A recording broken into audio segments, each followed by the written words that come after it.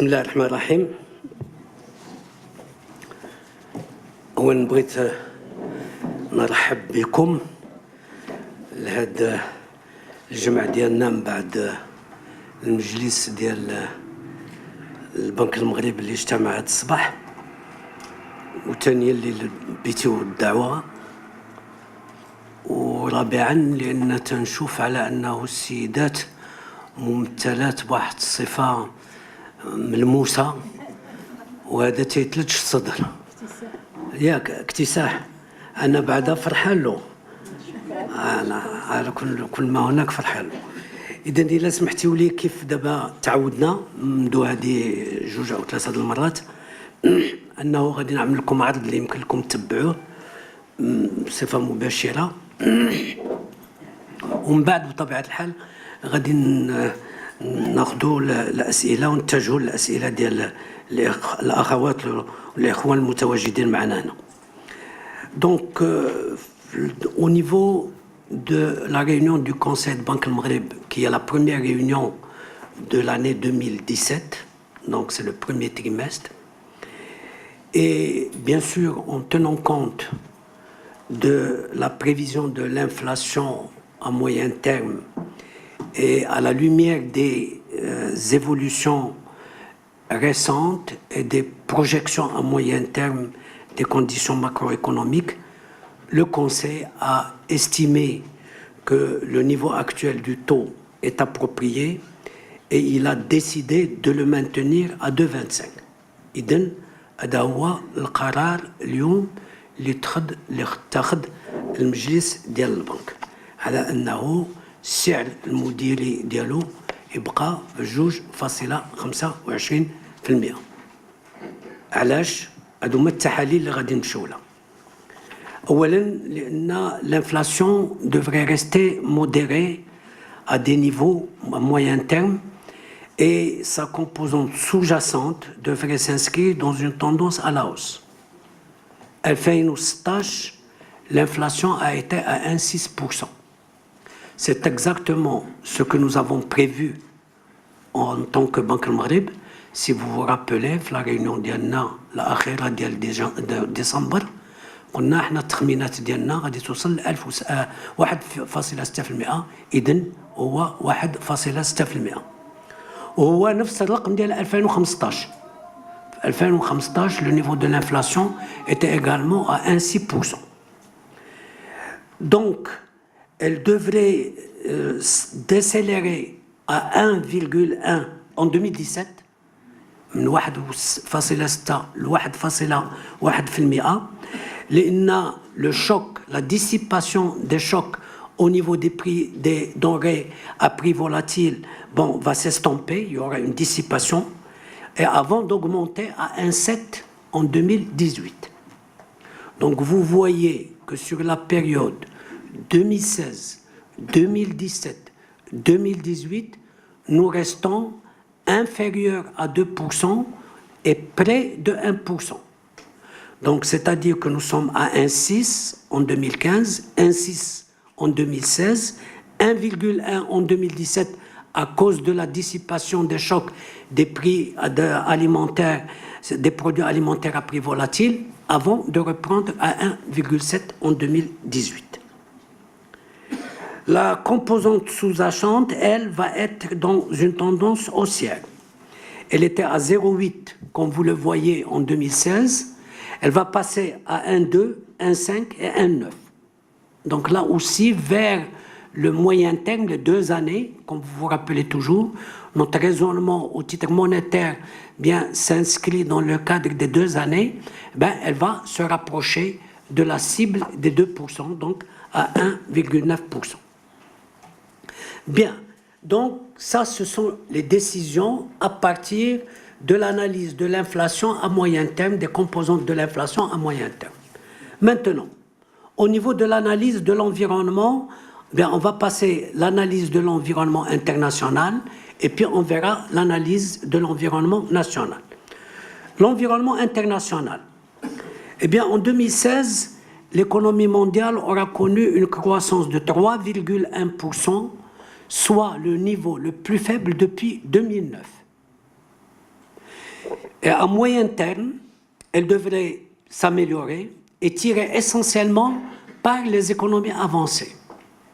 Alors en effet, il y aura encore beaucoup d'incertitudes qui sont liées, comme vous le savez, à la situation et à l'orientation politique des nouveaux présidents des États-Unis. Vous voyez ces déclarations sur le plan du protectionnisme, l'Amérique d'abord, sur le plan commercial, sur le plan également, je dirais, de la politique budgétaire, parce qu'il veut une politique budgétaire plus expansionniste, mais également la politique et les résultats des élections au niveau de certains pays de la zone euro qui nous concernent plus directement. Vous avez suivi le premier débat français hier, donc le franc sexiste n'est pas à exclure, comme le Brexit, le franc sexiste peut-être n'est pas à exclure, mais également il y aura surtout aussi les élections en Allemagne. Et donc les résultats au niveau des élections dans ces pays européens peuvent influencer l'évolution de la croissance. D'après les projections internationales qui ont été faites, notamment au titre des organisations internationales, la croissance va rebondir de 1,6 à 2,3 aux États-Unis en 2017 et se consolider à 3,4 en 2018. Par contre, dans la zone euro, elle va s'accélérer de 1,7 à 1,9, mais elle va revenir à 1,6 en 2018. Au niveau des pays émergents, deux éléments. Un élément qui est le ralentissement de l'activité au niveau de la Chine, qui va devoir se poursuivre. Rappelez-vous que la Chine faisait des taux presque à 2 chiffres, que maintenant elle est autour de 6,5, et que par conséquent c'est un ralentissement qui est dû bien sûr au choix et à la modification du choix du modèle de développement en mettant l'accent davantage sur la demande interne plutôt que sur les exportations. Et les deux autres pays émergents que nous suivons de près, qui sont le Brésil et la Russie, eh bien, depuis quelques années, elles étaient en récession. Pour la première fois en 2017, elles devraient sortir de la récession. Maintenant, sur les marchés du travail, eh bien, là aussi, la situation devrait s'améliorer davantage. Aux États-Unis, pas de problème. Donc, le taux de chômage est revenu à 4,8 et ils ont créé presque plus de 2 millions d'emplois, 2,2 millions d'emplois en 2016, après 2,7 millions d'emplois en 2015. Vous voyez que les États-Unis ont fait un long chemin sur le plan de l'emploi et sur le plan, bien sûr, de la contraction du chômage qui est maintenant à 4,8. La zone euro également verra un recul progressif du chômage. Elle a affiché un taux de 10% en 2016 contre 10,9% en 2015. Donc c'est quand même une amélioration de presque 1 point de pourcentage. Mais la situation reste très différenciée d'un pays à l'autre. L'Espagne, par exemple, comme vous le voyez, l'Espagne est encore à 2 chiffres, à 18, à plus de 18.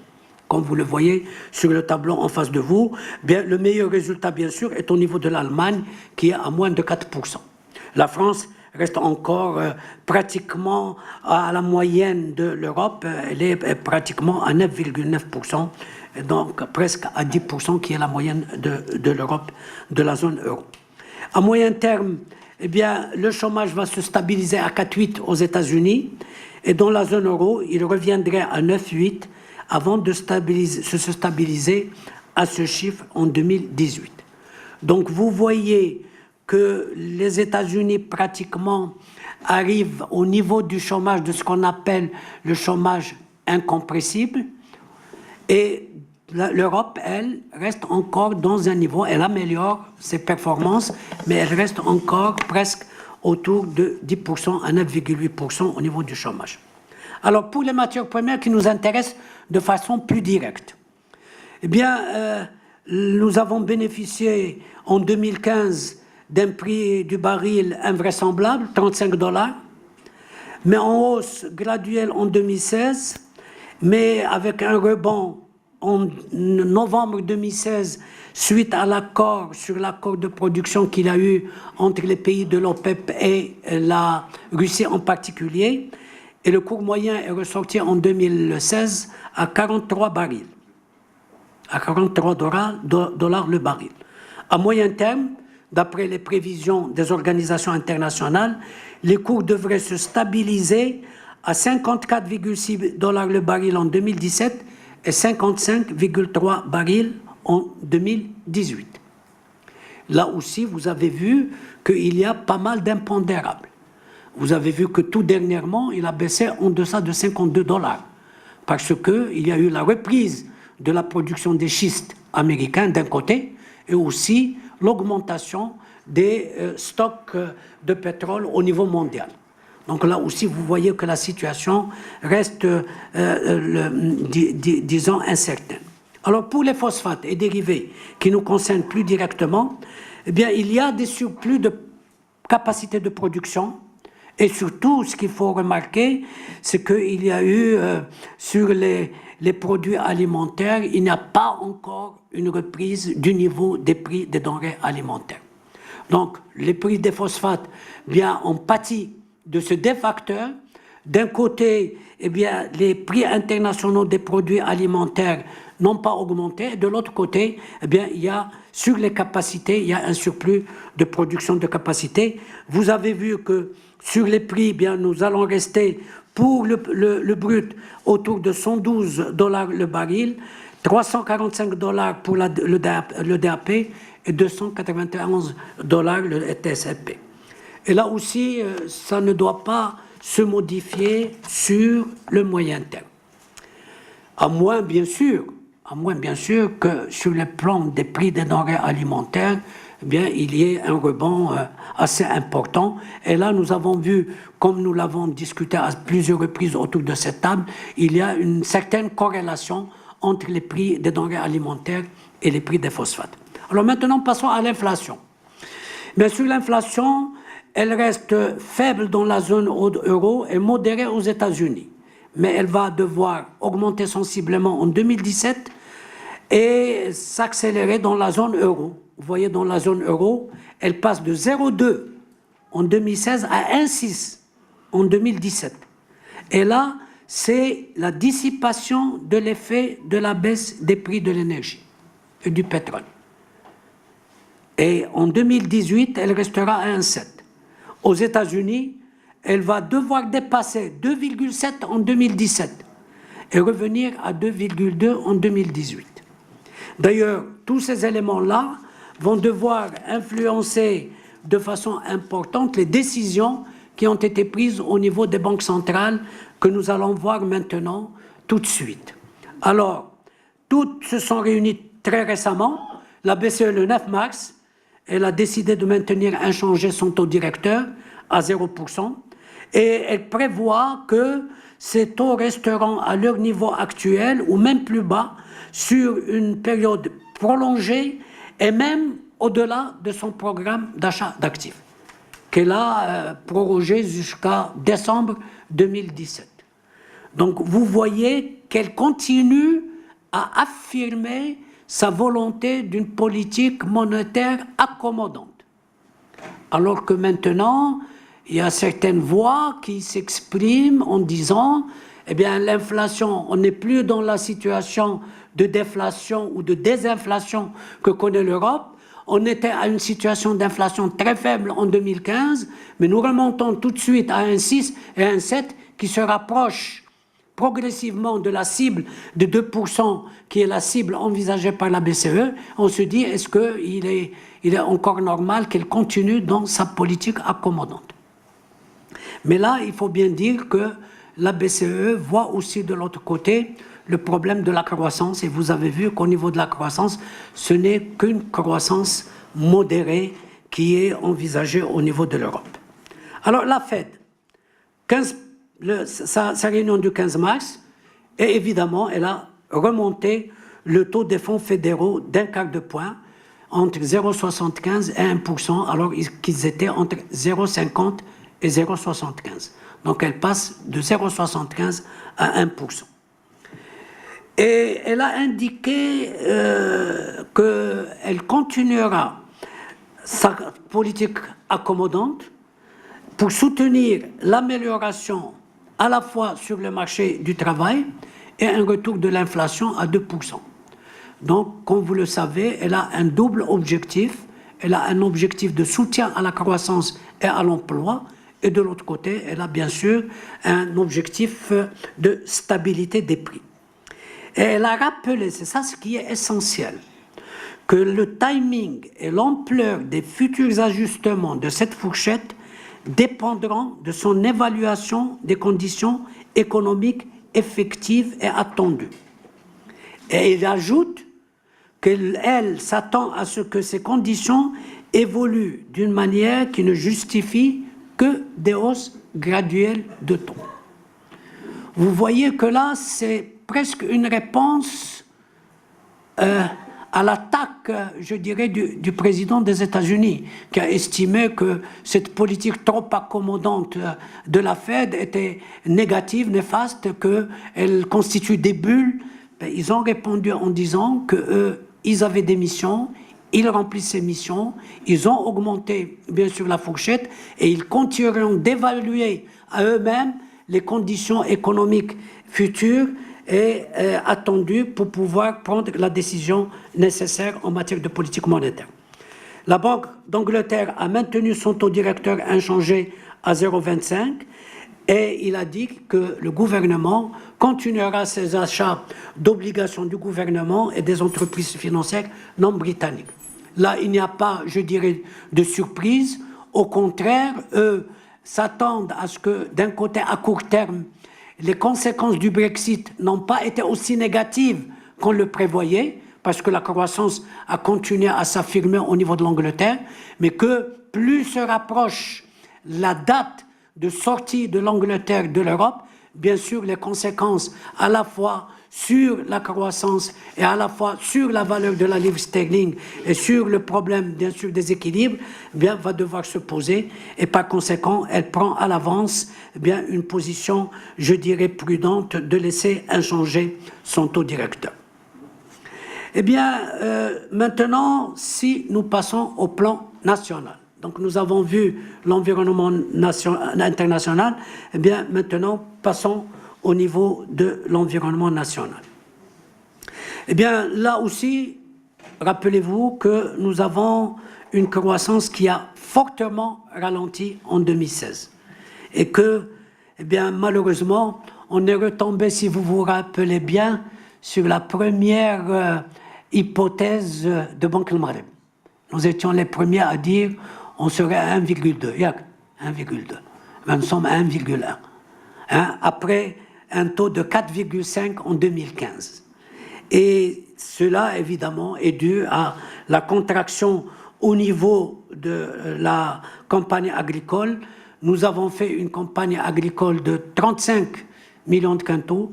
Et sur le plan de la pluviométrie des résultats, c'est un résultat qu'on n'a pas vu, je dirais, depuis 30 ans, presque. Et évidemment, comme je vous l'ai dit ici, nous avons nos modèles que nous avons fait travailler. Et à la lumière, précisément, des données climatiques arrêtées au 20 juillet, eh bien, nos modèles nous ont donné maintenant une production céréalière de l'ordre de 78 millions de quintaux. Et donc, une valeur ajoutée agricole qui, en 2017, va augmenter de 11,5. Rappelez-vous qu'elle s'est contractée en 2016 de plus de 10%. Elle va augmenter de 11,5 en 2017 et c'est elle qui va booster la croissance globale du pays pour l'amener à 4,3%, alors que la croissance non agricole, le PIB non agricole, progresserait de 2,9, alors qu'en 2016, il n'a progressé que de 2,5. Donc, vous voyez que l'amélioration des conditions climatiques, l'amélioration de la production agricole fait que nous passons quand même d'un saut important en matière de croissance globale.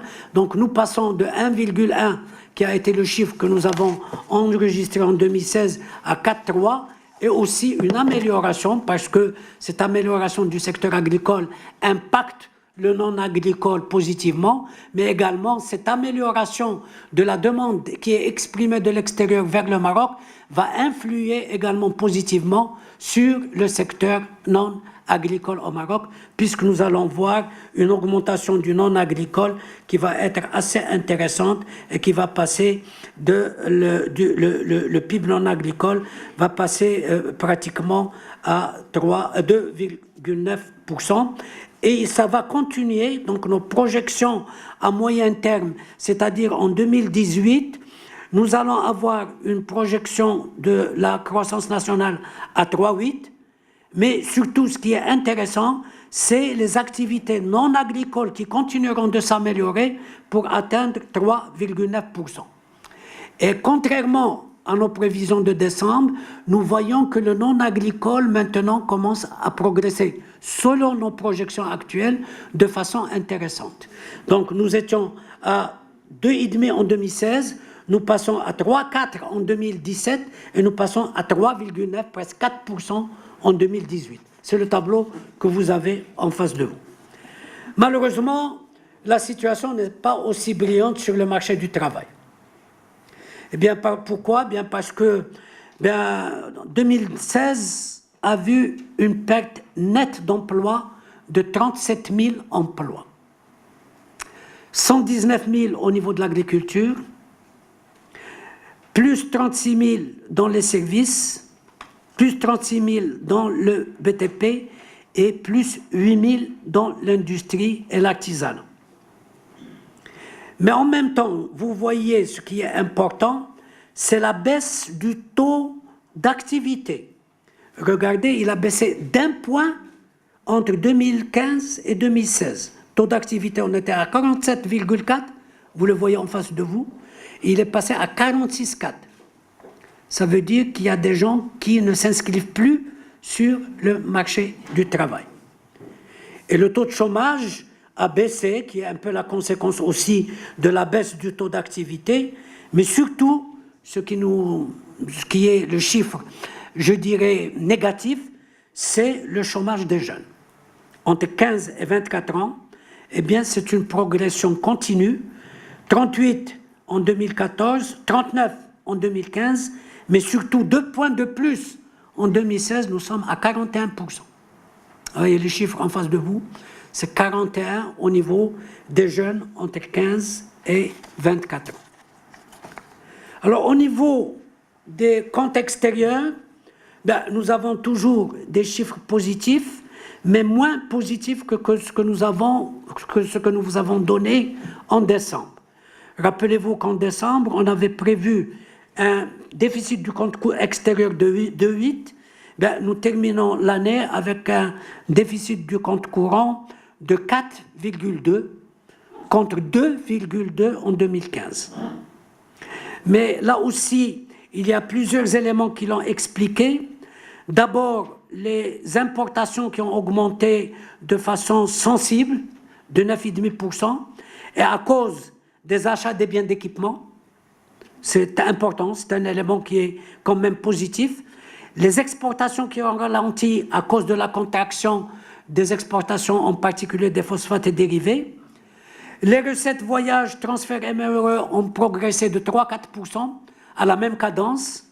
Et les dons en provenance des partenaires du Golfe, bien, ils ont atteint 7,2 milliards, mieux qu'en 2015, parce qu'on était à 3,7, mais moins que ce qui était prévu dans la loi de finances, parce qu'on a prévu dans la loi de finances 13 milliards. Donc on a fait mieux sur le plan réalisation en 2016 qu'en 2015, presque le double, pratiquement, et nous avons fait, bien sûr, moins, presque la moitié de ce qui était prévu au niveau de la loi de finances, qui était de 13 milliards. Alors, au niveau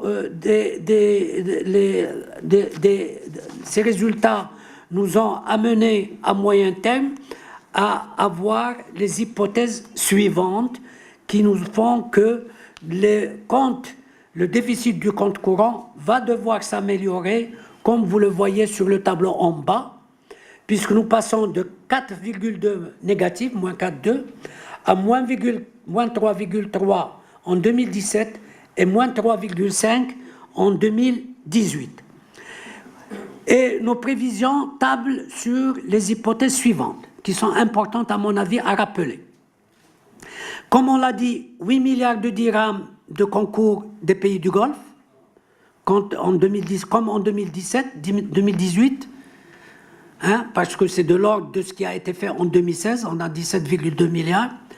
La loi de finances a encore prévu 13 milliards. Le prix moyen du pétrole, c'est ce que je vous avais dit au départ, 54,6 en 2017, 55,3 en 2018. Et évidemment, ça devrait alléger, comme nous l'avons indiqué, le compte courant de la balance des paiements.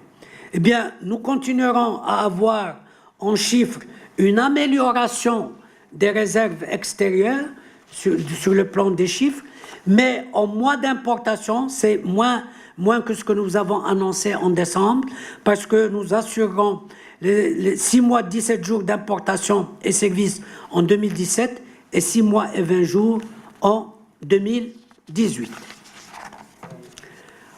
Alors, sur le plan monétaire et crédit, là aussi, les choses sont relativement meilleures que ce que nous avions prévu en décembre. D'abord, les taux d'intérêt se sont inscrits dans une tendance baissière en 2016 sur les différents marchés. Et quand vous voyez le taux débiteur moyen, depuis que nous avons fait les 3 baisses de taux directeur, c'est-à-dire à partir du 3e trimestre 2014, vous le voyez dans la colonne première, jusqu'à ce que nous avons fait comme dernière baisse, c'est-à-dire le 3e trimestre, le 3e trimestre de 2016, nous sommes à un taux débiteur moyen qui a baissé de 6,3, nous avons gagné 4,26 points de base, c'est-à-dire plus que les 3 baisses des taux directeurs de la Banque centrale.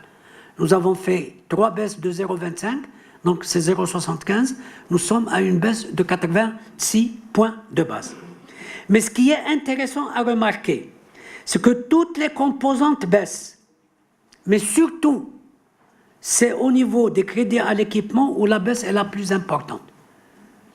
Elle est presque, je ne dirais pas le double de la baisse du taux débiteur moyen, mais nous avons gagné 158 points de base au niveau des crédits d'équipement. Vous voyez les autres, 73 points au niveau de crédit de trésorerie, 57 à l'habitat, 65 à la promotion immobilière et 73 au niveau des crédits à la consommation. Alors, ce qu'il faut indiquer ici, c'est que ce que nous avons répété ici, nous avons travaillé très fort sur la transmission de la politique monétaire. Nous avons pris des mesures. Ici, je vous les rappelle, que sur le plan du refinancement, nous avons favorisé les banques qui ont, je dirais, transmis de façon sensible les décisions de politique de la Banque centrale. Et il faut aussi dire que, il y a une plus grande concurrence au niveau du secteur bancaire, parce qu'il n'y a plus de liquidité au niveau du secteur bancaire. Les banques ont de la liquidité. Et au niveau, donc, il y a une concurrence de plus en plus marquée. D'ailleurs, vous-même, quand je lis vos commentaires au niveau des journaux, chaque fois je vois qu'il y a une lutte au niveau entre les banques sur le plan des conditions et des baisses des conditions qui sont appliquées à la clientèle. Maintenant, sur le plan du crédit bancaire, là aussi, il est intéressant de remarquer que les chiffres sont plus intéressants que ce que nous avions dit en décembre. Rappelez-vous qu'en 2016, on avait établi un mémorandum sur cette question-là, que ce mémorandum avait été un travail entre le secteur bancaire, la CGM et Banque Maghreb. Nous l'avons conduit et nous avons pris un certain nombre d'initiatives pour essayer de booster le crédit bancaire. Bien, est-ce que nous y sommes arrivés ou pas? Je ne voudrais pas entrer dans le détail de ce que nous avons mis en œuvre au titre de ce mémorandum, mais les résultats sont là parce que vous avez vu notamment en ce qui concerne le secteur non financier, eh bien, en 2015, il n'a augmenté que de 0,3, il augmente de presque 4% en 2016. 3,9 en 2016. Et puis nos projections, à travers le travail que nous avons fait avec le GPBM d'un côté, et le travail à travers nos modèles, ben, nous prévoyons que nous passons à 4,5 en 2017 et nous passons à 5% en 2018 au niveau de l'accroissement du secteur bancaire. Donc on n'est plus dans la tendance baissière que nous avons vue en 2015 et particulièrement négative au niveau des entreprises, mais qu'à travers la transmission de la politique monétaire, la concurrence entre le secteur bancaire, l'initiative tripartite que nous avons prise pour essayer de booster le crédit et donc de participer à la croissance économique, nous avons maintenant les chiffres qui sont un peu plus rassurants que ce que nous avons vu au titre de en décembre de l'année dernière. Alors, au niveau des finances publiques, eh bien, l'ajustement budgétaire est là, il se poursuit à moyen terme, mais à un rythme plus lent que ce que nous avons indiqué en décembre. Eh bien, pourquoi? Ben, nous terminons fin décembre, maintenant nous avons les chiffres à peu près, je dirais, pratiquement définitifs. Nous arrivons à un déficit budgétaire de 42 milliards qui représente 4,2% du PIB, alors qu'on avait prévu, notre objectif était de 3,5% au niveau de la loi des finances. Bien, là aussi, il y a plusieurs éléments qui l'expliquent. D'abord, vous l'avez vu que les rentrées des pays du Golfe étaient moins importantes que ce qui est inscrit au titre de la loi de finances, c'est 7 milliards au lieu de 13. Il y a eu aussi les dépenses d'investissement qui ont augmenté de façon sensible, et ça c'est en corollaire d'ailleurs avec ce que vous avez vu au titre de la balance des paiements, où on a vu qu'en 2016, eh bien, s'il y a eu un creusement du compte courant de la balance des paiements, c'est essentiellement au titre des importations de biens d'équipement, mais il y a aussi le fait que les remboursements de TVA sur lesquels le gouvernement s'est engagé pour, je dirais, soulager la trésorerie des entreprises, eh bien, le chiffre est plus fort parce qu'au lieu de 3 et quelques milliards de dirhams en 2015, eh bien, le remboursement est passé pratiquement à plus de 8 milliards de dirhams en 2017. Donc, vous voyez que ce sont ces éléments-là qui ont creusé le déficit du budget à 4,2 au lieu de 3,5 qui était prévu. Donc, nos éléments de prévision, nous, en tant que BAM, évidemment, nous nous projetons toujours sur les 2 années, 2017-2018, eh bien, il va y avoir, bien sûr, un certain ralentissement, un certain ajustement du déficit budgétaire. Bien, on sera un déficit budgétaire de 3,6 du PIB en 2017 et 3,4 du PIB en 2013. Alors, là aussi, l'élément qui est important, c'est au titre du déficit, c'est bien sûr l'endettement du Trésor, la dette publique. Vous avez les chiffres sous les yeux et ça confirme ce que nous vous avons dit, c'est-à-dire que nous aurons un pic en 2016 à 65% du PIB, ce sont nos estimations, mais on commence à baisser au niveau de la courbe à partir de 2017 à 64,7%, à la fois une atténuation de la composante intérieure et de la composante extérieure. D'ailleurs, vous les avez sous les yeux sur le tableau. Et en 2018, eh bien, ça devrait continuer à baisser à 64,3% du PIB. Et donc, par conséquent, avec toutefois une légère hausse de la dette publique extérieure. Je crois que j'ai fait le tour de l'analyse à la fois de la conjoncture internationale et de la conjoncture nationale. Bien sûr, je terminerai quand même en disant que cette semaine, nous avons reçu les agences de notation, Nous avons discuté avec les agences de notation de la situation et de l'ensemble de ces données. Et évidemment, nous attendons bien sûr, est-ce qu'elles vont devoir confirmer la notation du Maroc? J'espère que oui, parce que les premières prémices dans les discussions que nous avons eues ont été des prémices, je dirais, prometteuses, positives. Et j'espère que la confirmation de la notation du Maroc va devoir se confirmer au niveau des deux agences de notation. Mais je vous remercie de votre attention. Voilà. Alors, نعملوا une droite, une gauche, نتمشاو هكذا. يلا سيدي نبداو بك بسم الله. Annoncez-vous. الاسم واللي تتمثلوا ماشي بالنسبه للاخوان، بالنسبه لي حتى انا شخصيا. جارح ابو سليم هبه بخس رباط. تفضل سيدي. السلام عليكم السيد الوالي المحترم. اول شيء مباركم سعود ولاده البنوك الاسلاميه، ولان كان الموضوع محرج بين الفين والاخرى في الندوات التي تنظمونها. متى ستشتغل؟ تقارير بنك المغرب هي تقارير جد مهمة بالعودة إلى البلاغات الصحفية التي نحضر لها بين الفين والأخرى. سؤالي في هذا الإطار يهم مدى تأثير هذه البلاغات أو الصحافة يعني على المستوى البرلماني، بحيث أنه أتساءل هنا هل البنك المغرب ينتظر إلى أن تستدعيه الفرق البرلمانية أم يتخذ المبادرة لعرض هذه النتائج؟ نقطة أخيرة هي تتعلق بالفقرة السادسة من هذا التقرير.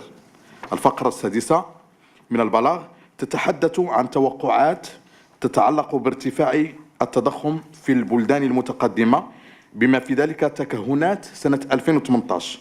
ما هي المراجع المعتمدة في هذه التكهنات سيما أنها تهم دولا خارج المغرب؟ شكرا.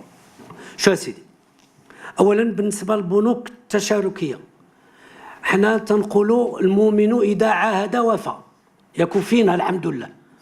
قلنا قبل من آخر السنة 2 يناير أعطينا شنو هما البنوك التشاركية، أعطينا الرخص.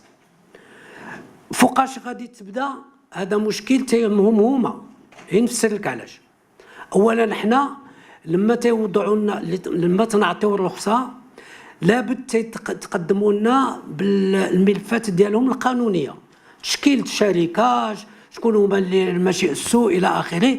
ولما تيكون عندنا هذا الملف هذا حنا تندفعوا بطبيعه الحال القرار الامانه العامه للحكومه باش تنشر ترخيص في الجريده الرسميه. صيفطنا دابا ترخيص الاول وديال النافذه بنك ونافذه سياش مع القطريين والنافذه البي ام سي، هادو اللي توصلنا لهم واللي مشاو. اذا حنا ما تتبقاش هادشي ناعس عندنا. اذا المسلسل ماشي، والمسلسل ماشي غير في هذا الاتجاه، لان كيف قلت لكم مازال واحد العدد ديال النقاط حنا ماشيين فيها. المشكل ديال الجبايات باش يكون هناك تكافؤ بالنسبه للجبايات، المشكل ديال بطبيعه الحال ديال الصكوك، المشكل ديال التكافل، المشكل ديال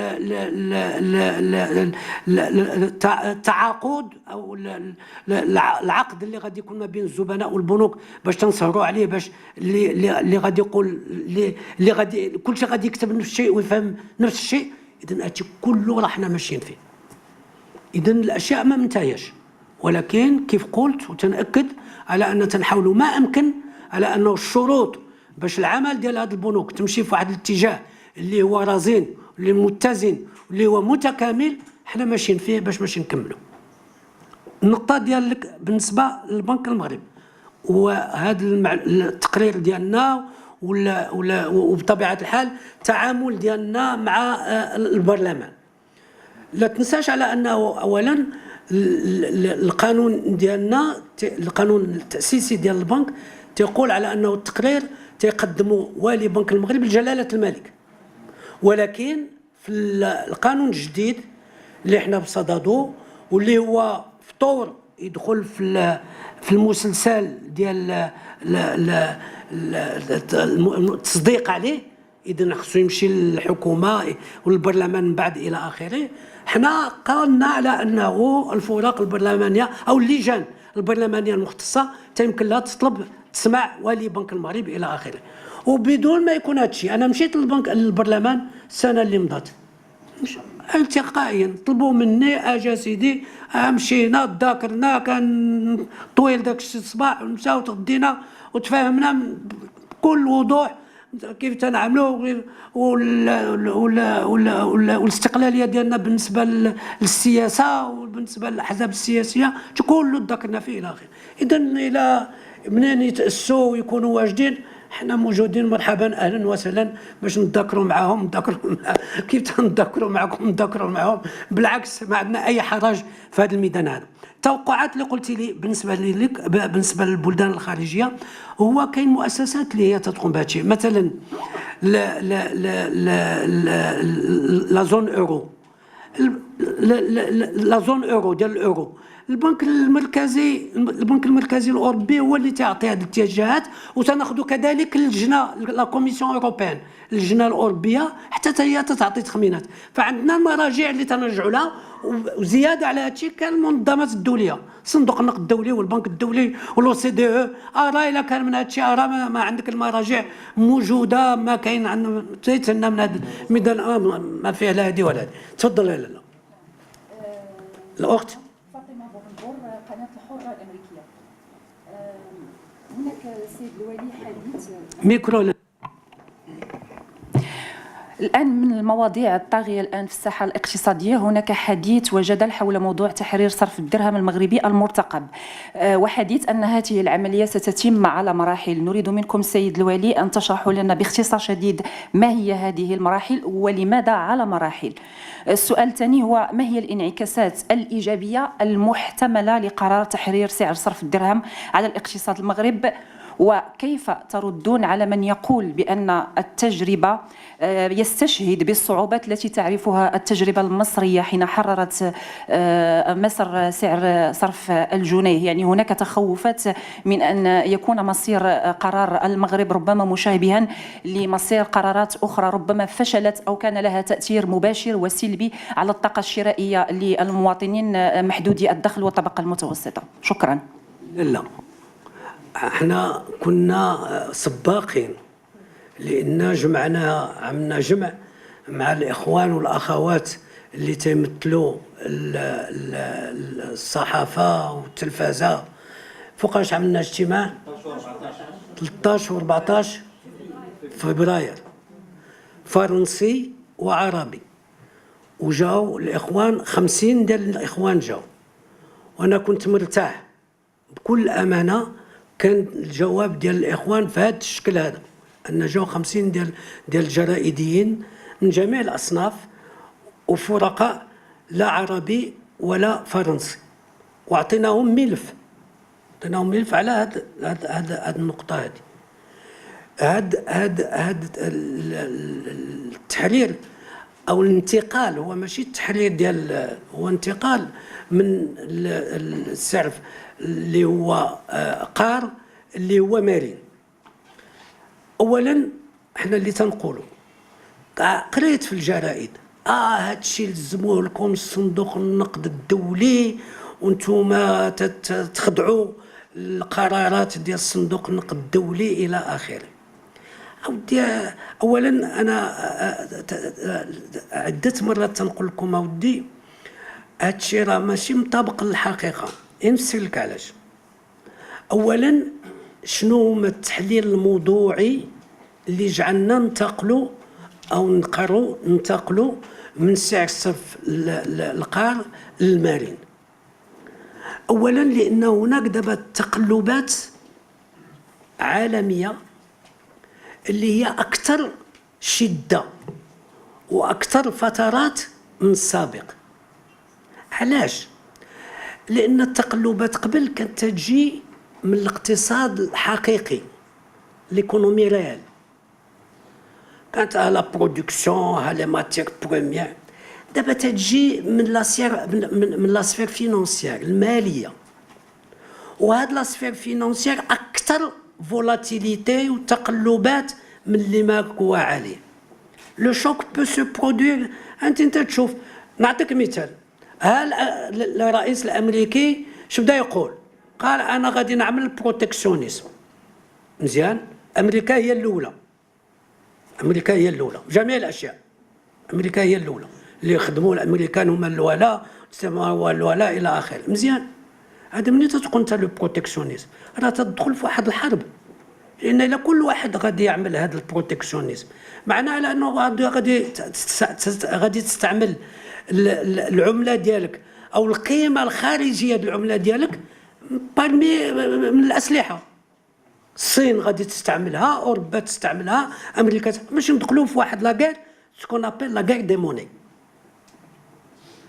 فهمتي؟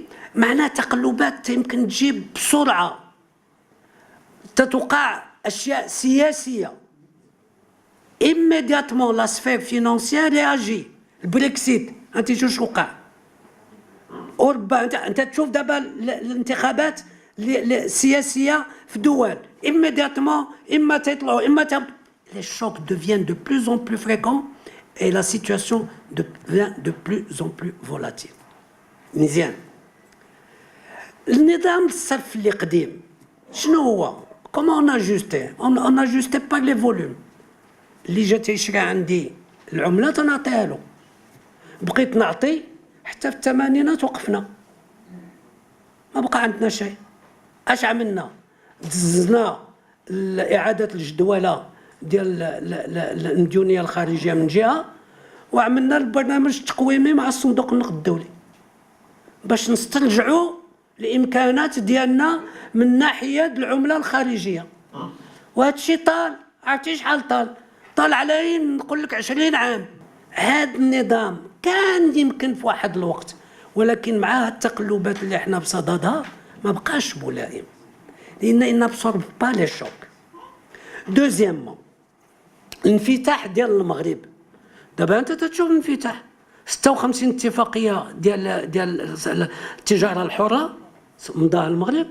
السياسه سيدنا الله ينصرو هذا الشيء ديال افريقيا اللي هو ماشي دابا في واحد الاتجاه سياسي كبير. فهمتي؟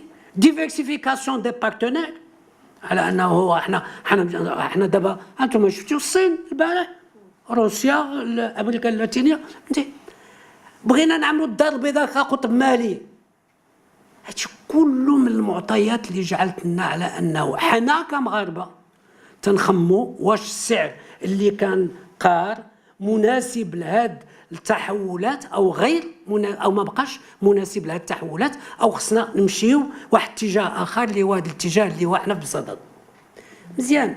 لما تتشوف التجربه العالميه، اغلب الدول اللي نقزت من نظام القار، النظام المرن، عملته في ازمه، وازمه ديال الدوفيز كيف قلت لك في الثمانينات.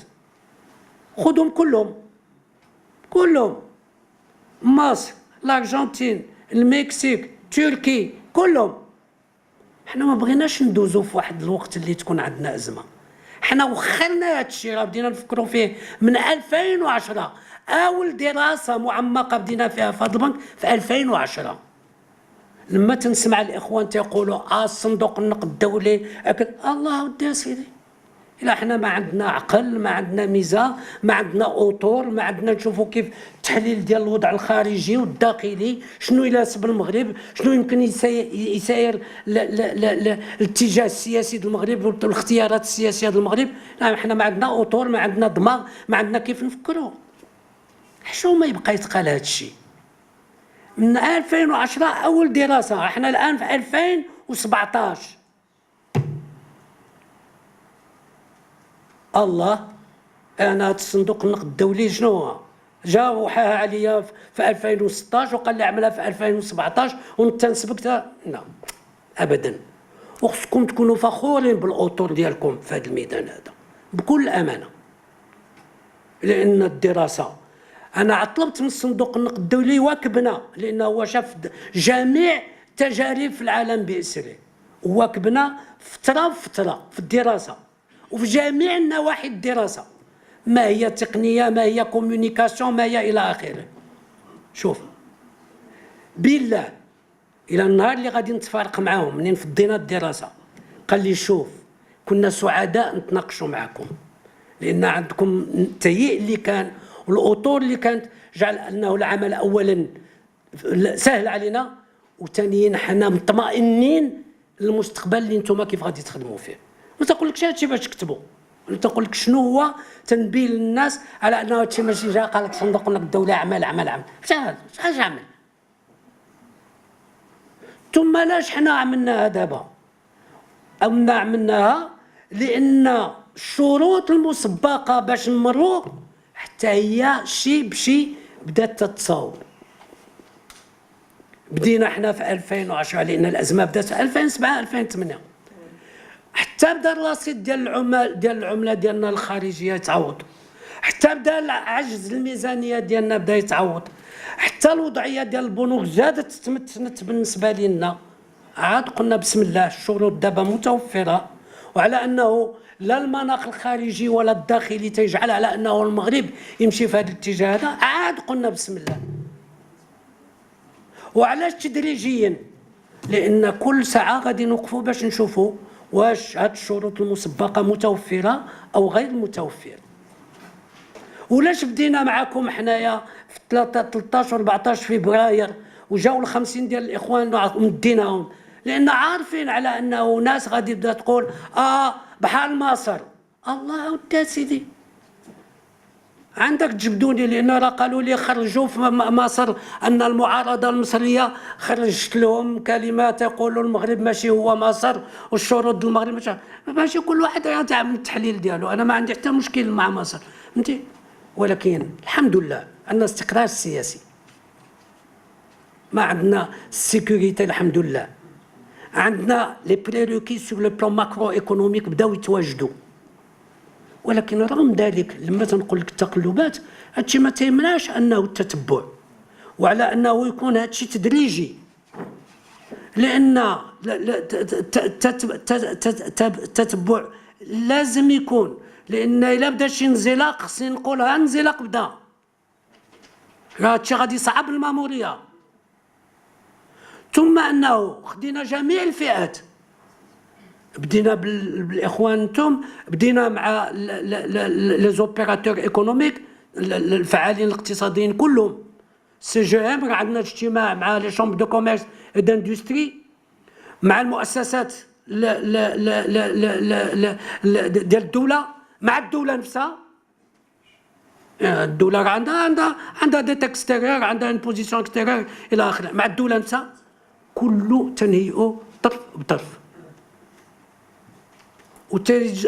واسمح لي نقول لك على انه في هذا الاتجاه هذا دائما تنعطي هذا المثل، سي لا ديمارش دو شامو.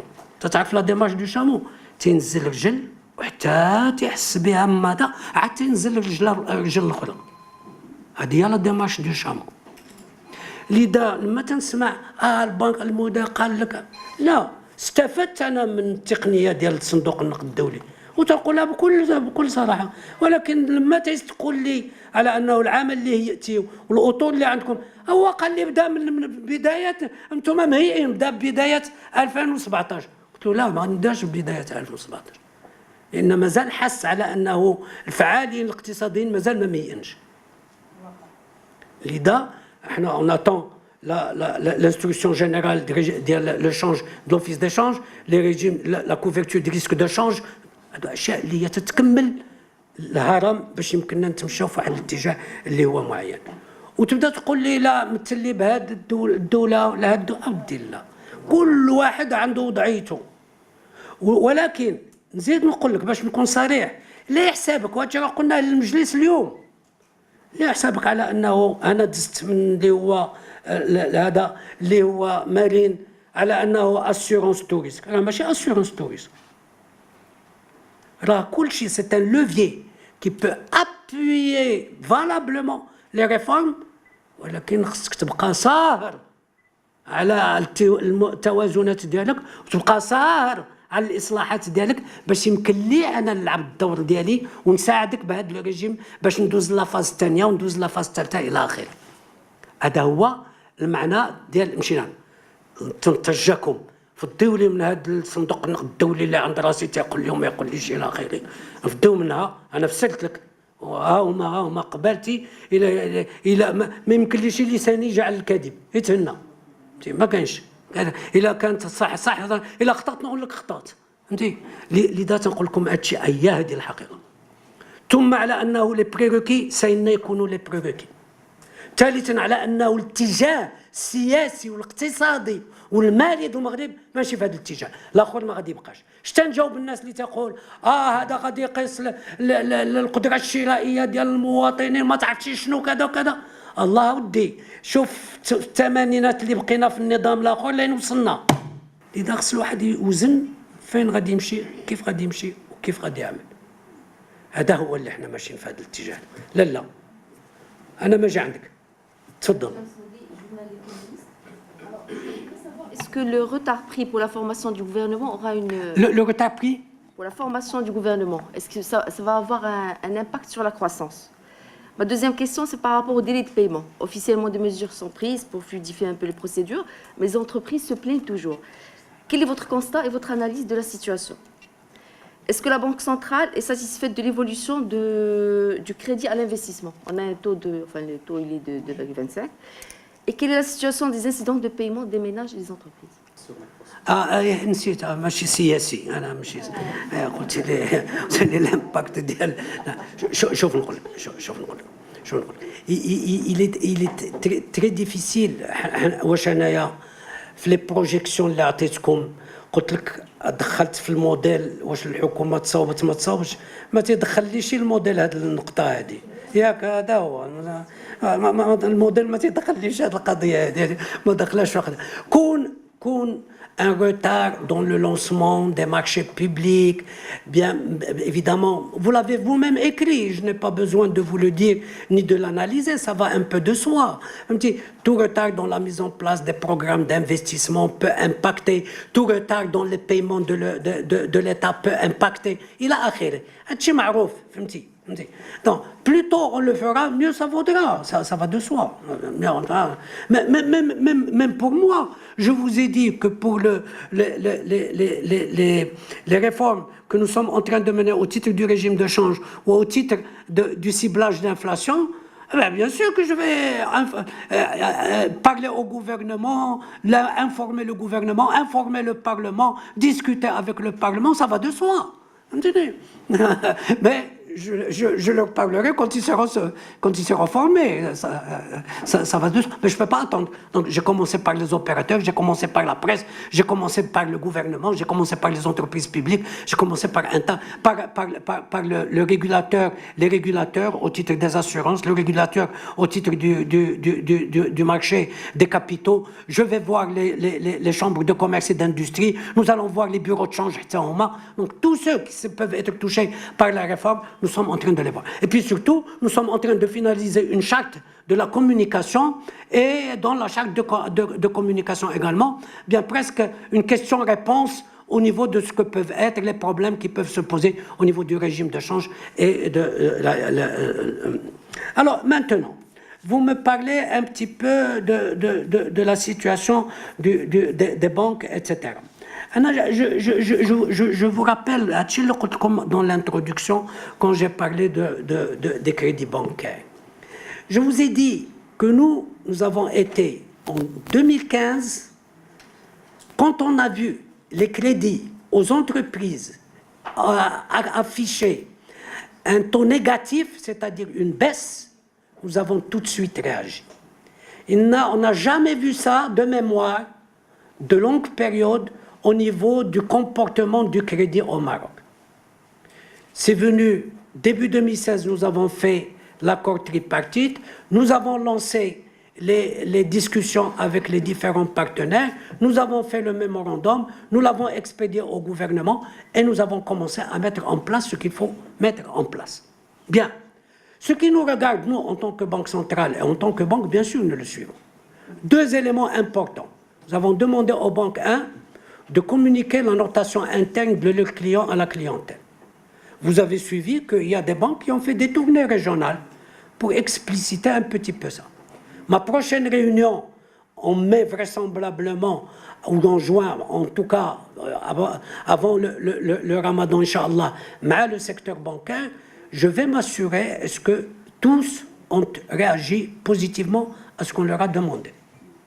Deuxième élément, nous leur avons demandé que s'il y a refus de crédit, voilà, exactement, qu'ils donnent le motif ou la justification à la clientèle.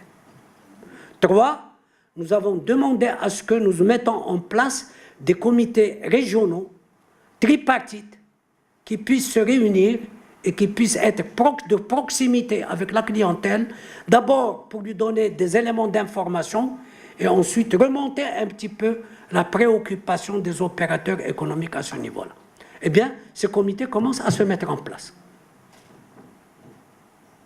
Et évidemment, nous suivons qu'ils soient enrichis par la présence d'un certain nombre d'intervenants.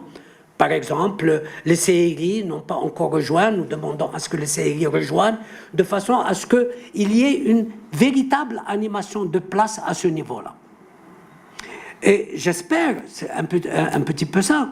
De notre côté, nous avons indiqué que s'il y a des facilités, d'abord nous avons continué le programme en faveur de la PME, nous avons continué le programme en ce qui concerne le fonds de soutien à la PME et à l'entreprise intermédiaire, et nous avons dit que sur le plan du refinancement, s'il y a problème, nous sommes là pour donner le refinancement nécessaire pour l'activité économique du pays.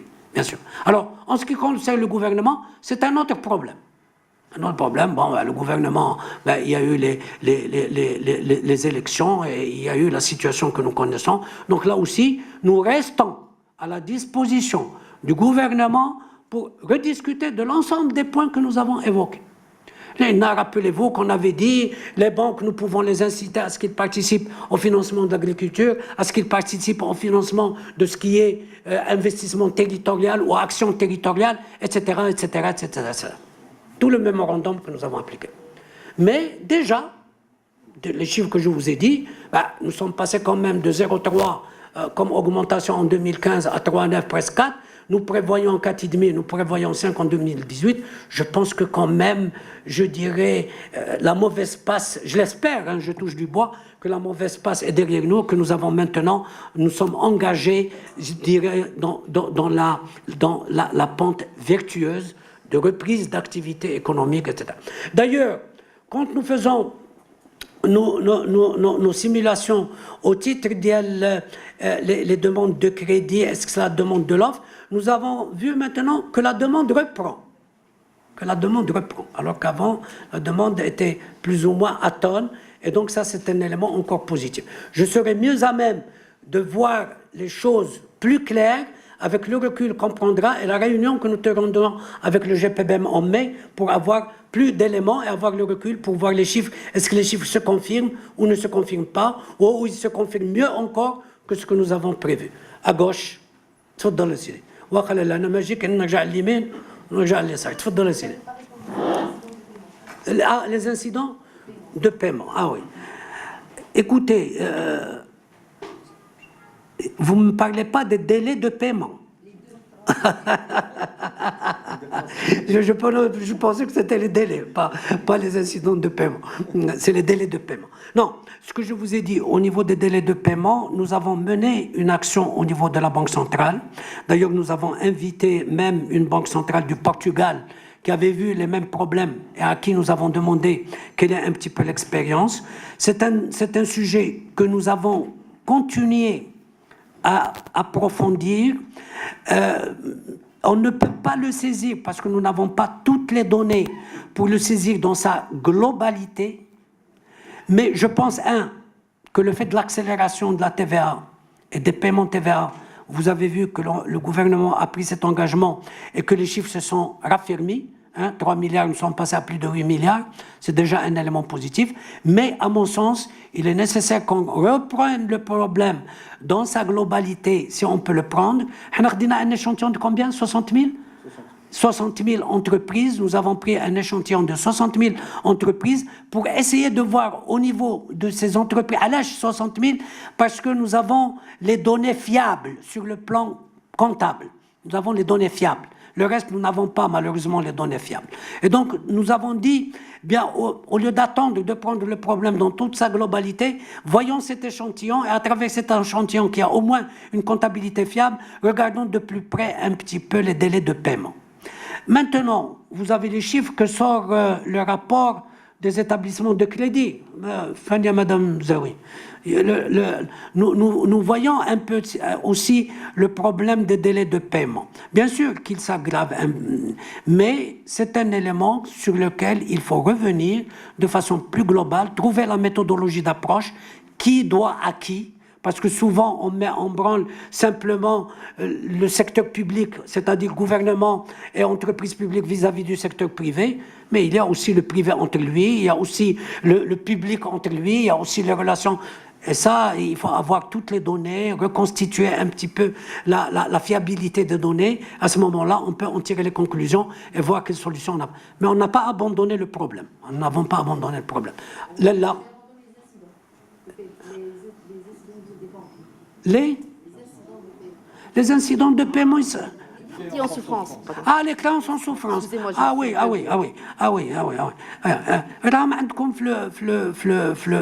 Le rapport. Bien sûr, il y a une augmentation.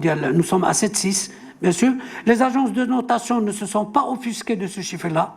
D'abord parce que y a des secteurs qui connaissent des difficultés, en particulier quand vous avez tout le dossier de Samir qui a été déclassé et qui est entièrement provisionné par le secteur bancaire. Ce qui nous importe, ce n'est pas uniquement le niveau de créance, mais c'est le provisionnement. Et sur ce provisionnement, nous sommes très stricts vis-à-vis du secteur bancaire. La meilleure preuve, c'est que maintenant, pour le secteur bancaire, Samir est entièrement provisionné. Gauche, تخلي السيدة تسبقك يلا اللي بغيتها لالا رجعتيهم صوابين بجوج يلا سيدي قول. Bonjour, Salima pour aujourd'hui le Maroc. Monsieur El Jouari, par rapport à la mobilité bancaire, la mobilité entrée en vigueur en janvier dernier, elle semble être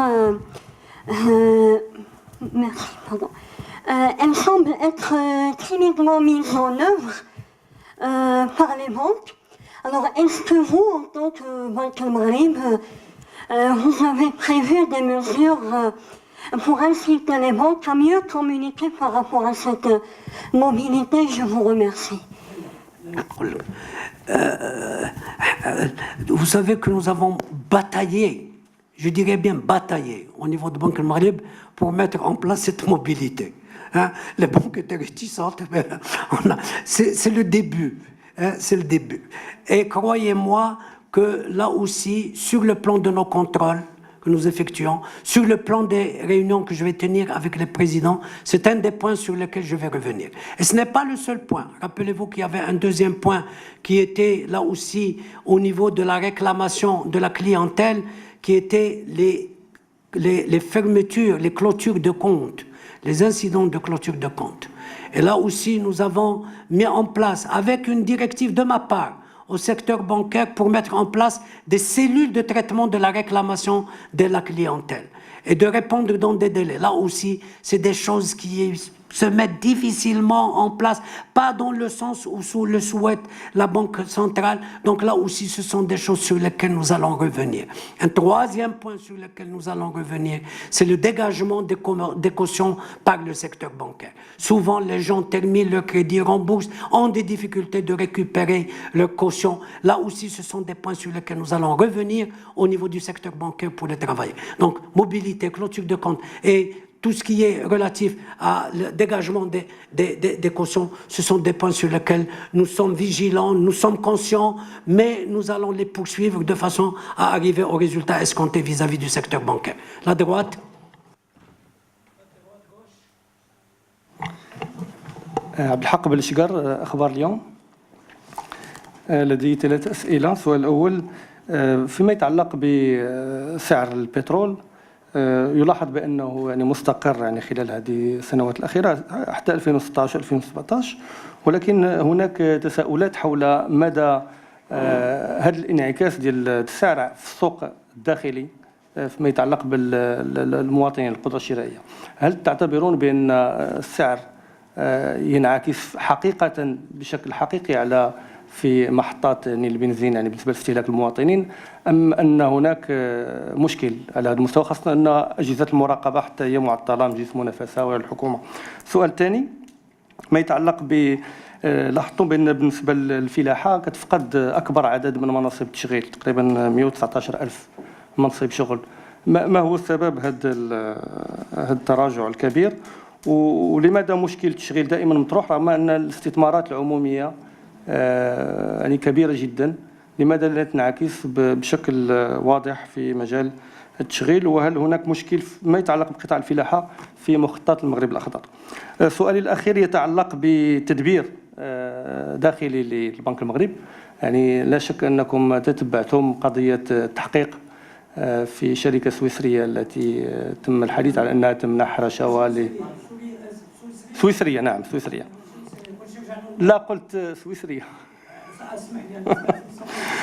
فيعني هل توصلتم إلى شيء؟ قلتم أنكم فتحتم تحقيق، هل توصلتم إلى شيء؟ ما هي الإجراءات التي اتخذتموها؟ شكرا. شكرا. السعر البترول، هذه النقطة كنا احنا لاحظناها وقلناها وجرت واحد العدد ديال المقالات إلى آخره.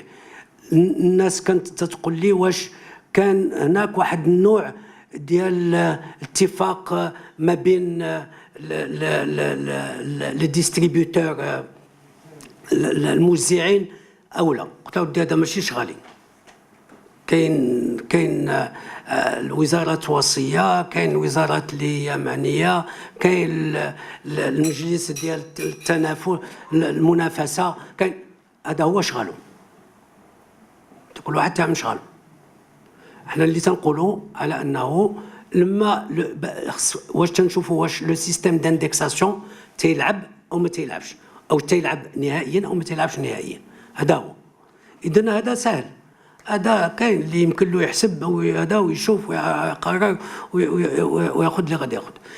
وهذا تيمشي في الاطار ديال لا بروتيكسيون دو كونسوماتور، لان تتمشي في واحد النقطه. لان احنا دابا شنو الشغل ديالنا من الاشياء ديالنا اللي احنا تنقوموا بها داخل النطاق المالي هو لا بروتيكسيون دو كونسوماتور. لما قلت للاخت على موبيليتي وقلت لها كلوتور دو كونت وقلت لها هذه هي لا بروتيكسيون دو كونسوماتور، لان هذا الزبون مع البنكه ما خصهاش تكون عندها واحد القوه واحد الضغط عليه على انها تعمل ما تريد لانه شنو هو الشغل ديال الريغولاتور؟ هذا هو شغلنا، لان يفو كون بارتيسيب على بروتيكسيون ديال لو ريغولاتور. قلت لي الفلاحه كونها من ناحيه ديال التشغيل تفقدت 119,000 او اكثر ديال مناصب شغل. هذا انت شفتيه لان الموسم كان موسم كارثي، موسم كارثي. احنا عملنا دراسه على طويل المدى باش نشوفوا واش التشغيل في الفلاحه دائما تيكون تعلى لما تكون نسبه الفلاحه او الموسم هائل او العكس. ما جبرناش على المستوى طويل المدى، ما كاينش ان كوريلاسيون. كيف تسمي كوريلاسيون؟ ارتباط، ربط او ارتباط، ترابط. يلا سير على بركه الله. ما عندي ما نساك الله. ترابط. شكرا. هذه هي الإغاثة ياك. ترابط اللي ده صعيب. لا تقول لي انت المغرب الاخضر واش هذا تقييم تيكون من طرف الوزارات ماشي من طرفنا حنا. صعيب عليها. يمكن يكون من طرف الوزاره المعنيه، يمكن يكون من طرف من الاتش سي بي اللي يمكن يعطي ارقام ماشي من فيما يخص التشغيل اللي قلت لي كيفاش هاد زعما هاد الاستثمارات وهذا فاش حنا ماشيين والتشغيل الى اخره. هنا انا كنت قلت هنا على انه اولا وقبل كل شيء خصنا نوضعوا المشكل ديال النظام التعليمي ديالنا. راه النظام التعليمي ديالنا قبيله يعطيك الشوماج ديال لي جون انت شفتي كيف قلت لك جوج نقاط هذا هو اللي تيجعل على انني شويه مرتبك، لان من 39 دزنا ل 41 في سنه واحده فهمتي. لذا هذا هو الاساس ديال المراجعه ديال النظام التعليمي ديالنا، لان الا ما كانش منطبق على شنو هو تيستوعب ولا اللي تيطلب سوق الشغل واللي يمكن، هذا تيصعب انذاك تتصعب الامور بكل معنى الكلمه. لذا هذا خصو وقت وخصو، والمجلس هو دابا الان تيشتغل، خص الاشياء تكون تمشي في الاتجاه اللي هو صائب، وما نعيدوش ولا شك الهفوات اللي طحنا فيها فيما قبل الى اخره.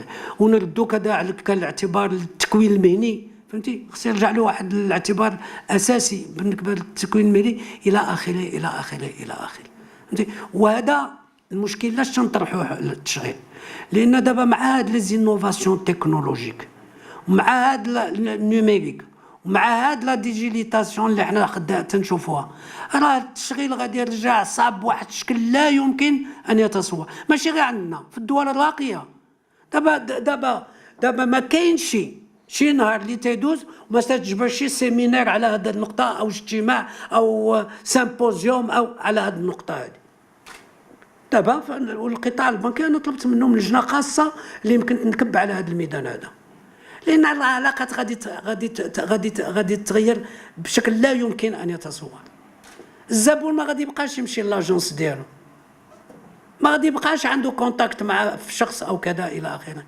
تيمكن له واحد السونترال بالتليفون ديالك الموبايل ديالك تسال وتطلب وترغب وتصيفط الملف ديالك ديال الطلب ديال القروض ويجاوبوك.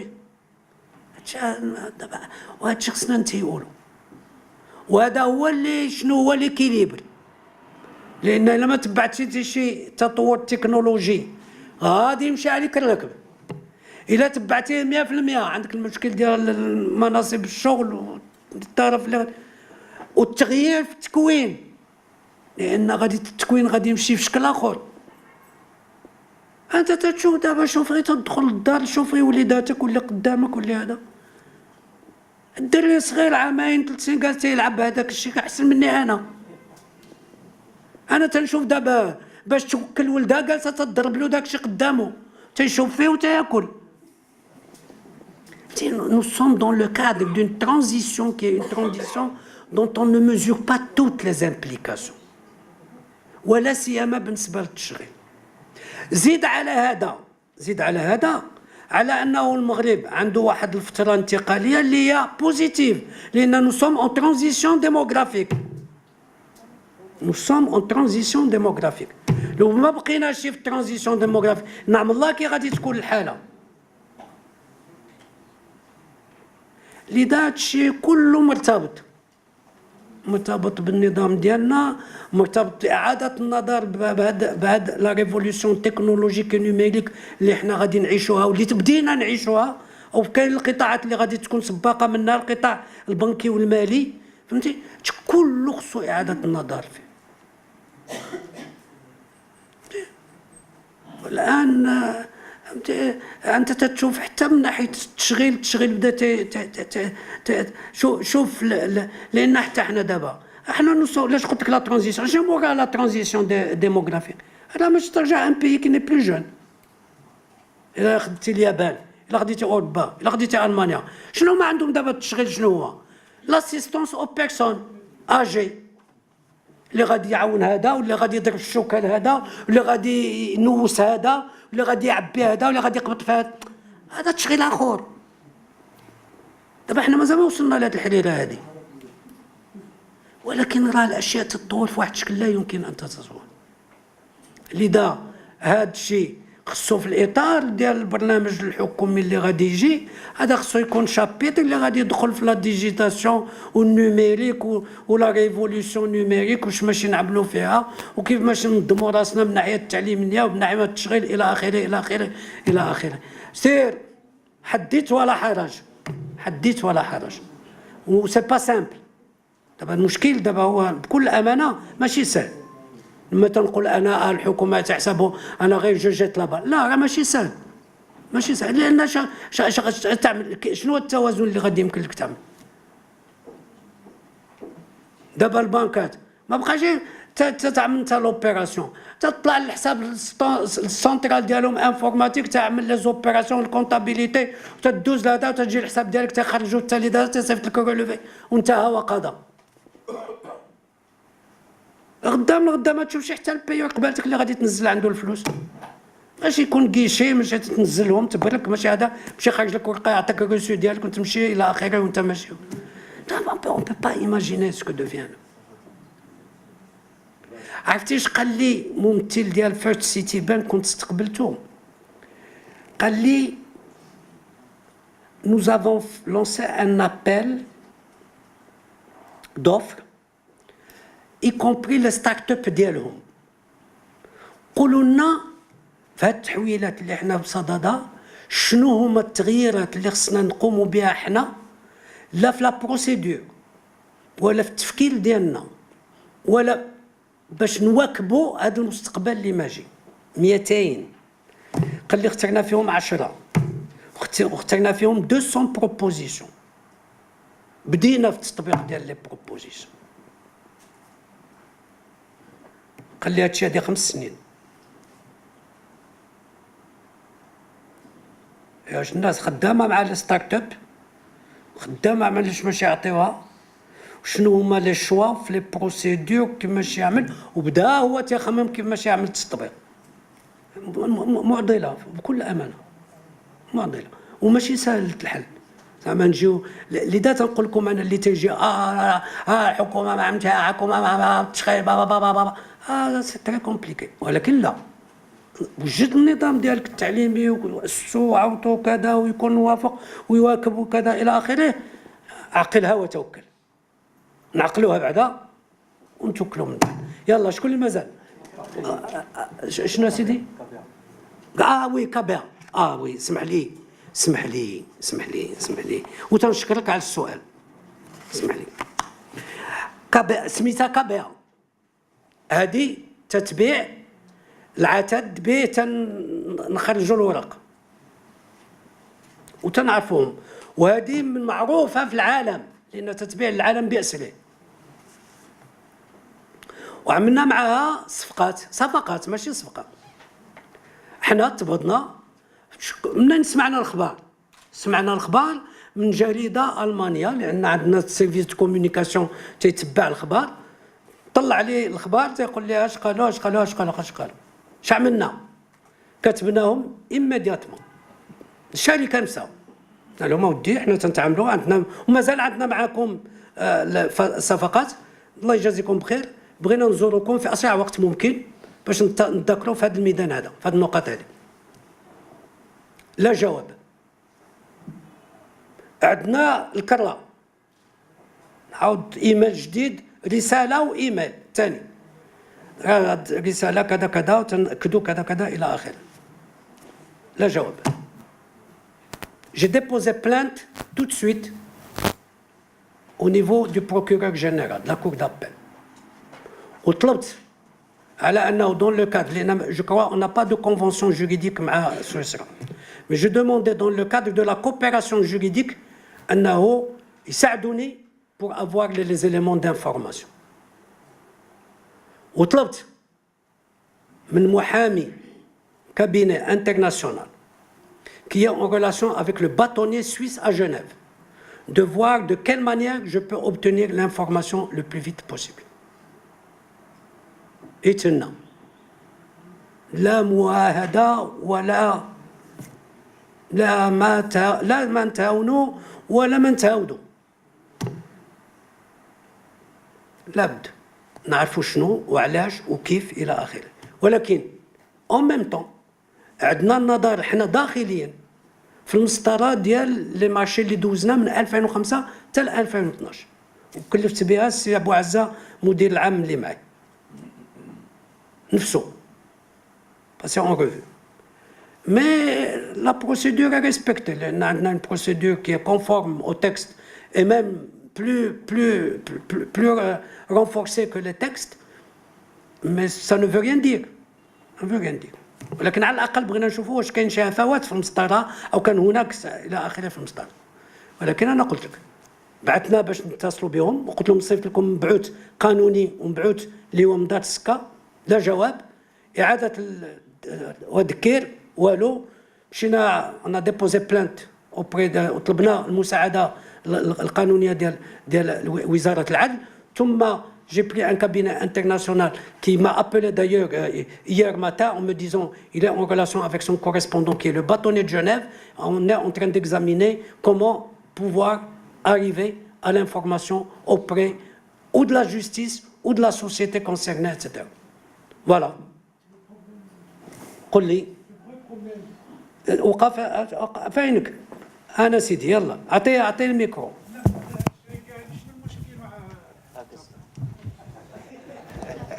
Non, le vrai problème justement, لأنه هذه الشركة هذه السويسرية est filiale d'une banque allemande. وهذه الجريدة دير شبيغل ألمان خرج أنه هذه الكبا sa filiale suisse a été poursuivie par la justice suisse pour blanchiment d'argent, etc. et corruption. Ils ont trouvé un accord, ils ont trouvé un accord transactionnel avec la justice suisse pour payer 35 millions d'euros. وقالوا على انه في هذا الاطار 4 دول تخاصوا في هذا الشيء ديال لا كوربسيون فيهم نيجيريا والبرازيل وكازاخستان والمغرب. انا الاخرين ما تهمونيش، اللي تهمني هو اللي عوضت الاخ ديالك هو قبالتي قلت له شنو هو باش قمت بالعمل ديالي باش نعرف الحقيقه اللي تتهم المغرب. مازال لك شي سؤال؟ لا لا لا لا لا لا لا لا لا صبر نقول لك من الاشياء اللي قلت له، لان المكتب تنقول له عندي صفقات معك على انه الصفقات اللي عندي معك راه تيمكن لها تاثر على الوتيره ديال كذا وكذا وتنحمل له المسؤوليه، فهمتي؟ ولكن احنا الحمد لله ما تأتنا من هذا. Bonjour, c'est Chouari, Ghassan Karamouni, économie entreprise. J'aurais 2 ou 3 questions par rapport à la rentabilité bancaire. Premièrement, maintenant que la plupart des banques ont publié leurs résultats, quelle est votre appréciation du niveau de rentabilité bancaire cette année et en termes d'évolution?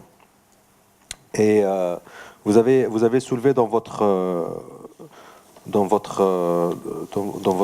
dernier communiqué la baisse des taux et le fait qu'ils ont repris leur hausse. Quelle est aussi votre appréciation de ce niveau des taux? Une remarque peut-être pour finir. J'ai pas vu le mot conditions accommodantes dans votre dernier communiqué. Est-ce que l'ère des conditions accommodantes de la Banque centrale est finie? Peut-être que je commencerai par la dernière question pour qu'on l'évacue. C'est pas du tout. Hein. On n'a pas voulu répéter que. Je l'ai dit ici même tout à l'heure à l'un de vos collègues, en disant que nous continuons à mettre sur la table toutes les liquidités nécessaires et à favoriser, bien sûr, la PME à travers le programme que nous avons mis en place. Et nous avons continué également sur le fonds de soutien.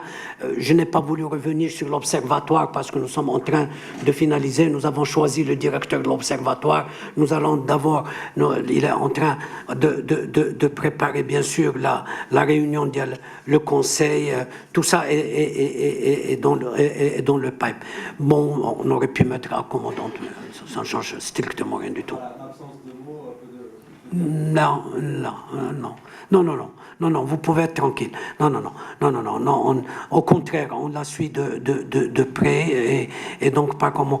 Ce qu'on a voulu dire, c'est qu'elle est depuis là, 2014, dans la mesure où nous n'avons annoncé aucune mesure, je dirais, qui la remet en cause. Bon, pour nous, pour vous et pour nous, elle est là, donc elle est accommodante. بواحد النوع ديال الحشمه زعما باش نقولوا عاود لا بانك c'est-à-dire dans la mesure où on n'a pas annoncé le contraire, elle est toujours là, hein, la politique accommodante est toujours là. Sur la baisse des taux, nous d'abord globalement nous sommes contents, comme je l'ai dit, parce que nous voyons qu'il y a une transmission de la politique monétaire, des décisions de politique monétaire, mais en même temps nous estimons que dans certaines pratiques, ça peut être même nuisible au secteur bancaire. Et j'ai envoyé une lettre au secteur bancaire en le rappelant au risque de taux qui peut l'être. J'ai vu dans certains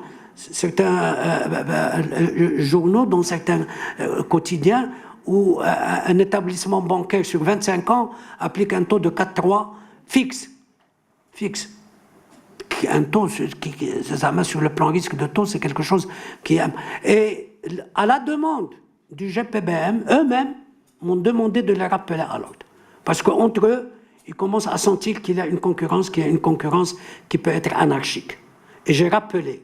Et j'ai reçu une lettre de remerciement du groupement professionnel, me remerciant d'être intervenu entre eux pour essayer un petit peu de rappeler les uns et les autres. Là. J'ai rappelé au président, non, voilà comment ça se passe.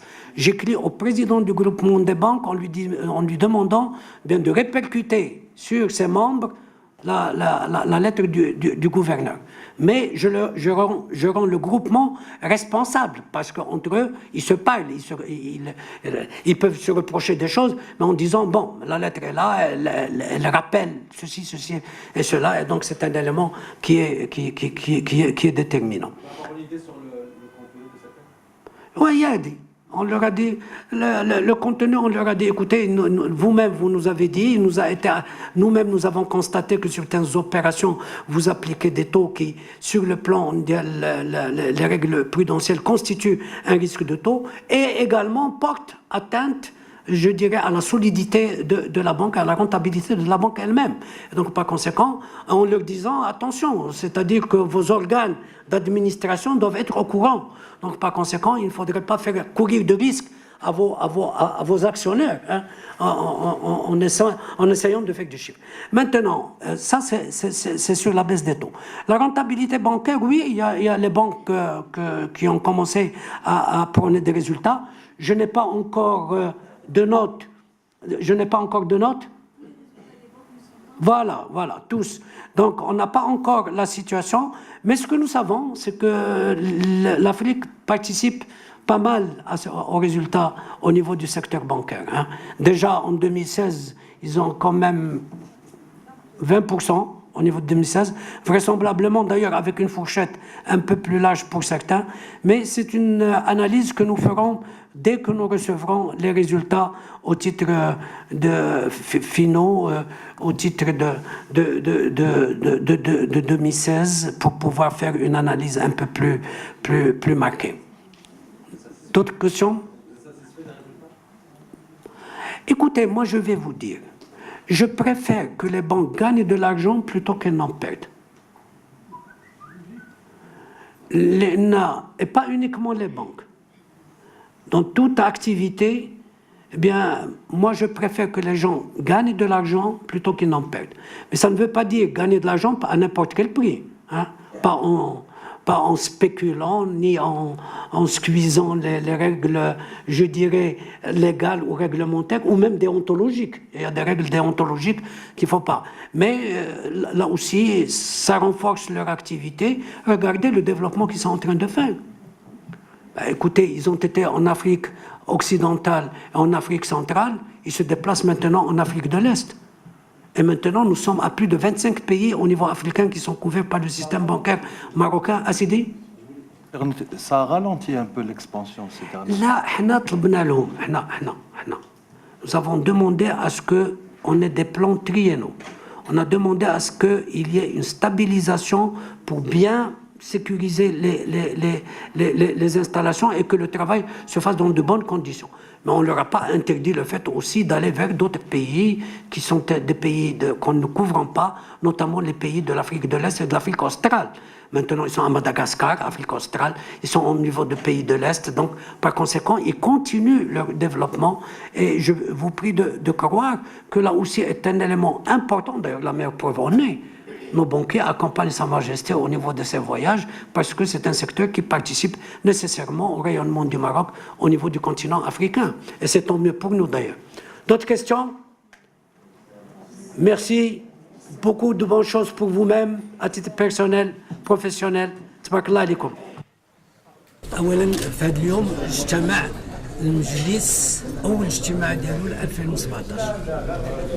بدا بطبيعة الحال القرار هو على أنه خلى السعر المديري ديال البنك المغرب في 2.25% بدون تغيير.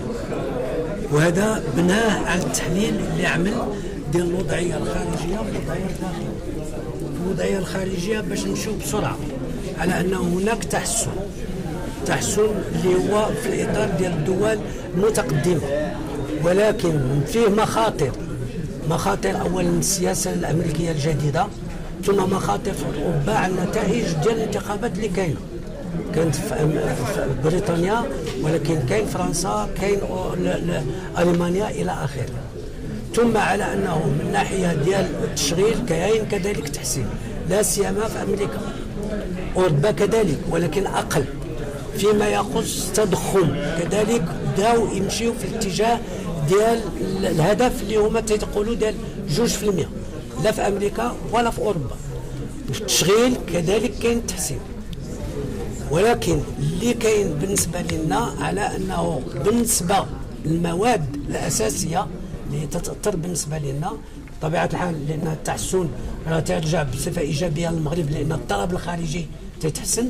كذلك بالنسبه للمواد الاساسيه، المواد الاساسيه البترول حسب التخمينات ديالنا غادي يبقى بحوالي 55 دولار ما بين 2017 2018، رغم على انه كان هناك الاتفاق في نوفمبر الاخير ما بين لوبيب وما بين روسيا. علاش؟ لان هناك دابا هادشي ديال لي شيست بيتومينو، كاين كذلك على انه المدخرات ديال النفط مرتفعه، ولكن هادشي لزوما خاصو تتبع. من الناحيه الداخليه بعد سنه اللي كانت اللي وصلنا للنمو ديال 1.1%، غادي نطلعوا 2017 4.3%، واللي احسن من هذا على انه القطاع الغير الفلاحي غادي يرمي من 2.5% ل 3.4%، ثم في 2018 3.9%.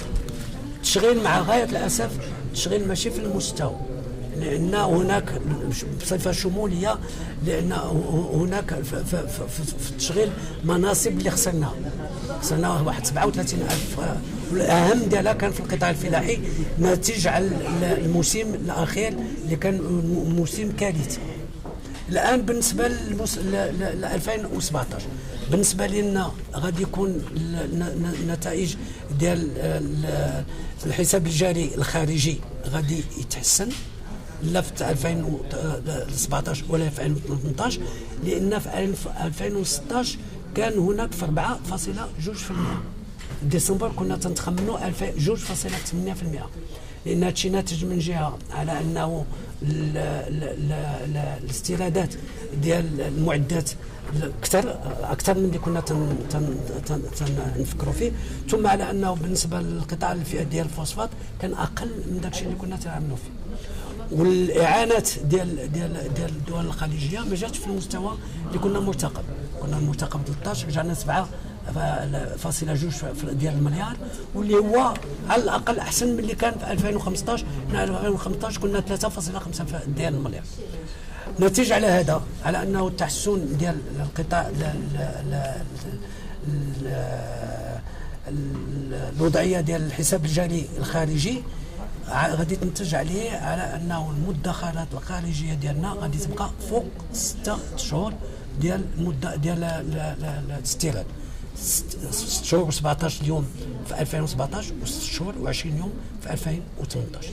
في هذا الاطار هذا، وفي اطار التخمينات كذلك ديال الضغط اللي غادي يكون على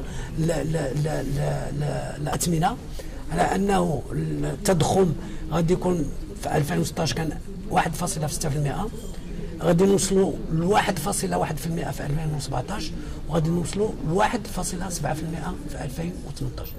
نظرا لهذه المعطيات كلها المجلس نظر على انه هذا السعر ديالنا المديري تيطبق مع هذا التحليل، يساير هذا التحليل لا الوضعيه الخارجيه ولا الوضعيه الداخليه ان شاء الله. شكرا.